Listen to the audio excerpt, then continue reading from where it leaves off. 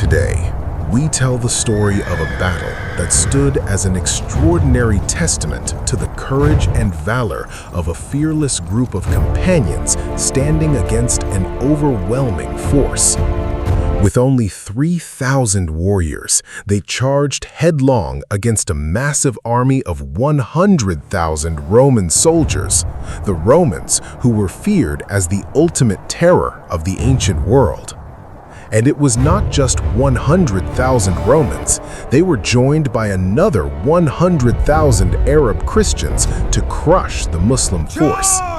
Shocking the entire world, those 3,000 companions, fueled by the desire for martyrdom, threw themselves at this vast force, creating a breathtaking miracle in human history. Fought in the 8th year of Hijrah in Mutah, Jordan, this epic confrontation is known as the Battle of Mutah. Sadly, this was the only battle in Islamic history where all three military commanders designated by the Prophet Muhammad, peace be upon him, fell as martyrs on the same battlefield. The first was Zayd bin Haritha, may Allah be pleased with him, the beloved adopted son of the Prophet. The second was Ja'far ibn Abi Talib, may Allah be pleased with him, the cousin of the Prophet.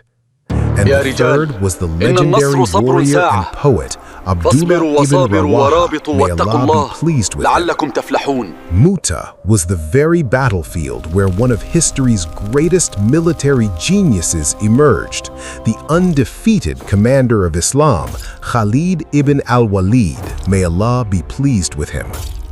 When the Muslim forces were overwhelmed and left leaderless after the martyrdom of all three commanders, Khalid, the son of Al-Walid, took the mantle of leadership. Facing his brilliant military strategy, the vast Roman army was left bewildered and their vanguard was completely shattered. Awestruck by the sheer brilliance, heroism, and tactical mastermind displayed by Khalid, the Messenger of Allah, peace be upon him, personally bestowed upon him the title Saifullah. From that day on, he became the Sword of Allah. Seriously, during the lifetime of the Prophet, peace be upon him, the Battle of Mutah was the only direct engagement fought by Muslims against the superpower of that age, the Roman Empire. Welcome to today's episode of this extraordinary journey in Islamic history. The 8th year of Hijrah, 629 AD, just a few months before the conquest of Mecca. Following historic victories at Badr, Khandaq, and Khaybar, Islam in Medina had established itself as a formidable force across the Arabian Peninsula. The Messenger of Allah, peace be upon him, began sending envoys to regional rulers, inviting them to Islam. As part of this diplomatic mission, Harith ibn Umair, may Allah be pleased with him, was dispatched with an official letter to the governor of Bosra. Assigned by the Byzantine Emperor Heraclius, Governor Shurahbil ibn Amr al-Ghassani did the unthinkable. Violating all diplomatic norms of war and peace, he captured and executed the Prophet's ambassador. News of this blatant execution spread through Medina like wildfire. Outrage and grief swept across the entire city. To answer this act of defiance, a swift army was assembled under the command of the Prophet, peace be upon him. 3,000 brave warriors pledged their lives to join this expedition, making it the largest military force mobilized since the Battle of the Trench.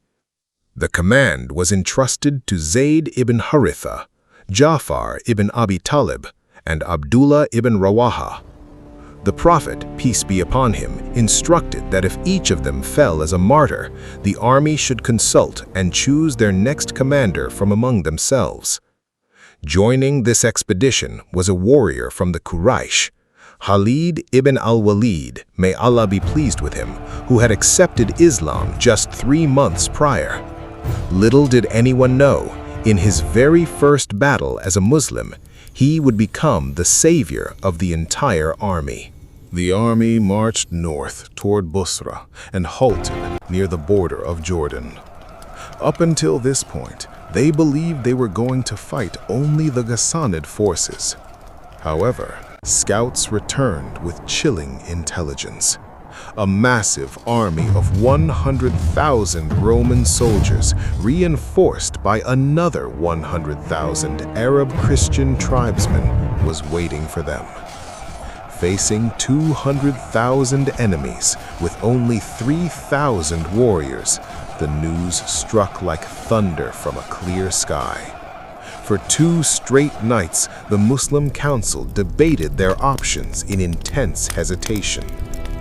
In this pivotal moment of uncertainty, Abdullah ibn Rawaha, may Allah be pleased with him, stepped forward.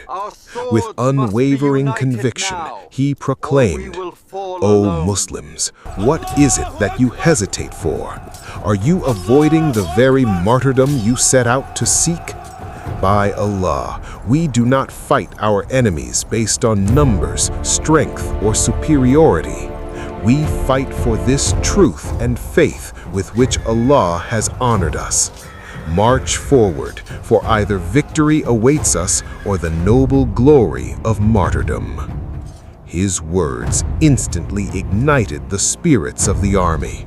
Shedding all doubt and hesitation, the 3,000 warriors marched firmly toward the battlefield. It was September 629 AD in the desert plains of Mutah, Jordan, where the two forces finally met. Though the small Muslim army had the option to retreat, they chose to stand their ground. The Muslims fought with pure faith and conviction, while the Romans relied on sheer numbers and heavy armor. The battlefield turned into an absolute nightmare. The martyrdom of the first commander. As the battle raged, Zayd bin Haritha, may Allah be pleased with him, fell as a martyr while charging bravely into the enemy ranks. The martyrdom of the second commander. Ja'far ibn Abi Talib, may Allah be pleased with him, caught the falling banner and fought with heroic fury. Severely wounded from every side, he attained martyrdom. It is said that over 90 wounds were found on his body. The martyrdom of the third commander. Abdullah ibn Rawaha, may Allah be pleased with him, took the banner next. Fighting valiantly against relentless waves of enemies, he too fell as a martyr. In this critical moment, Thabit ibn Arqam, may Allah be pleased with him, raised the falling banner and handed it to Khalid ibn al-Walid. There is no one on this field more fitted to lead us today than you. Having embraced Islam just 3 months prior, Khalid ibn al-Walid took charge. His military brilliance merged with the unyielding courage of the companions. He immediately spread his line parallel to the enemy to prevent flank encirclement. With 3,000 battle-weary warriors, he launched a fierce counteroffensive against 200,000 enemies. The sheer intensity of the assault stunned the enemy commanders. Khalid fought with such ferocious power that 9 swords broke in his hand, one after another. 9 swords shattered under the force of his strikes as he cut through enemy lines. Inspired by their new commander's heroic display, the Muslim army fought with renewed energy. Shocked and demoralized, the Roman army called a halt to the engagement and retreated to their camp for the night. In total, 12 Muslims were martyred at Mutah, including the 3 commanders, while the Roman forces suffered vastly disproportionate casualties. The companions realized that pursuing complete tactical destruction against such massive numbers was impossible.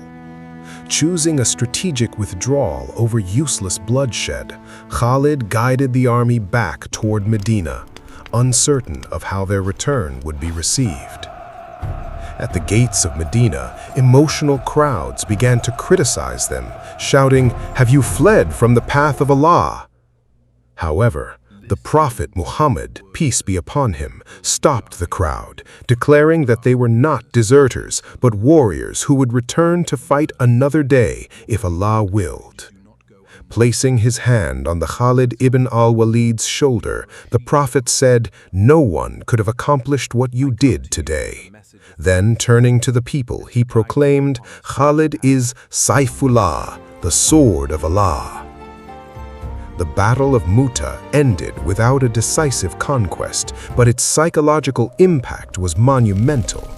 The news that 3,000 Muslims stood against the mighty Byzantine army without being crushed echoed across Arabia, establishing Muslims as a formidable global force.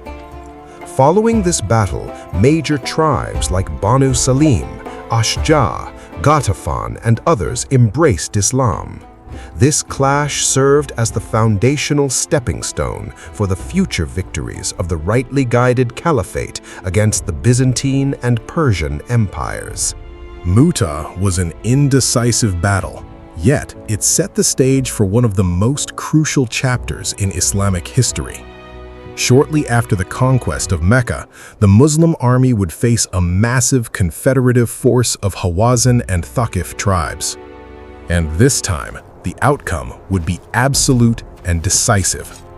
That historic clash is the Battle of Hunayn, where despite having their largest army yet, the Muslims faced initial chaos before turning the tide into an astonishing victory. That captivating story awaits you in our next episode. Subscribe right now and turn on the notification bell so you don't miss the epic saga of Hunayn as soon as it releases. We continuously bring you the glorious history of Islam through cinematic storytelling. If you are new to the channel, please consider subscribing. Let us know your thoughts on today's video in the comments below. If you found it inspiring, please like and share it with others. Until next time, when we bring you the miraculous story of the Battle of Hunayn, may Allah protect you all. Allah Hafiz.